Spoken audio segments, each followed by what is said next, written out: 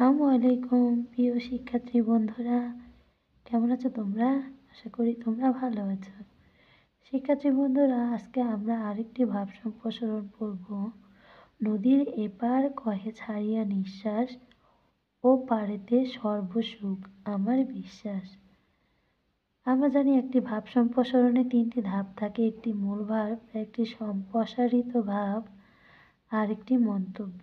মূল ভার্বে এই ভাব সম্প্রসারণে কী বোঝানো হয়েছে তা মূল ভার্বে সংক্ষিপ্ত করে লেখা থাকবে।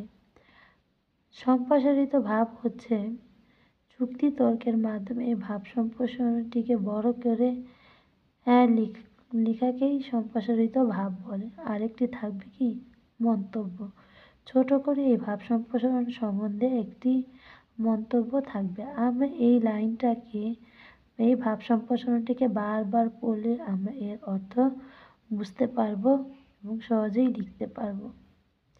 মূল ভার্ব নিজের অবস্থাতেই কেউ সুখী নয় বলে একে অপরকে অধিকতর সুখী ভাবে। সম্প্রসারিত ভাব, মানুষ তার নিজের অবস্থায় সুখী নয়, তাই সে সুখের সন্ধানে পাগল। অন্যের সম্পদ, অর্থ এবং সুখের প্রতি মানুষের আকর্ষণ দুর্নিবার।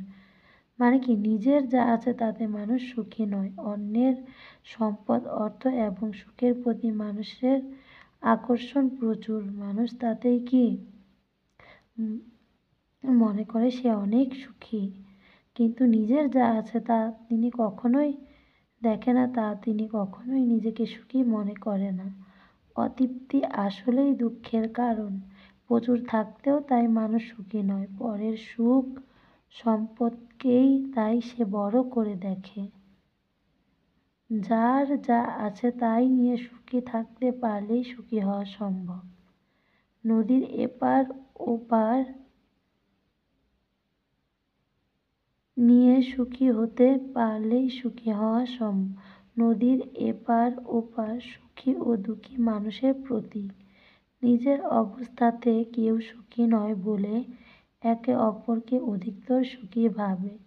তবে কি, নিজের যা কিছু আছে তা নিয়ে সে সুখী নয়, সে ভাবে অন্য কেউ তার থেকে অনেক সুখে আছে।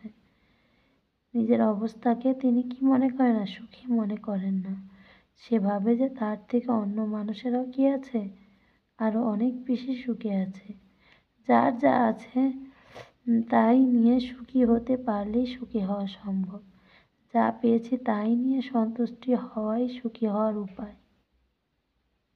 মন্তব্য, অন্যের সুখ সম্পদের প্রতি মানুষের আকর্ষণ প্রবল, তাই মানুষ নিজের অবস্থাতে পরিপূর্ণ সুখী নয় বলে একে অন্যকে বেশি সুখী মনে করে।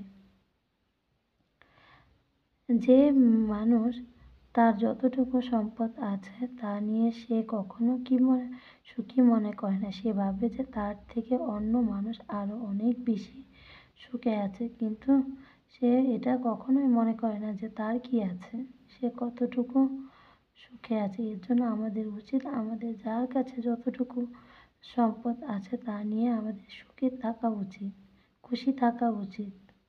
তো শিক্ষার্থী বন্ধুরা, আজকের মতো এই পর্যন্তই। তোমরা আমার চ্যানেলটিকে সাবস্ক্রাইব করে দিও এবং যারা যারা এখনও সাবস্ক্রাইব করনি তারা আমার চ্যানেলটিকে সাবস্ক্রাইব করে আমার পাশে থেকো, যাতে আমার দেওয়া সমস্ত নোটিফিকেশনগুলো তোমাদের কাছে পৌঁছে যায়। শিক্ষার্থী বন্ধুরা, আমার এই ভাব সম্প্রসারণে কোনো ভুল ত্রুটি হলে তোমরা ক্ষমা চোখে দেখো।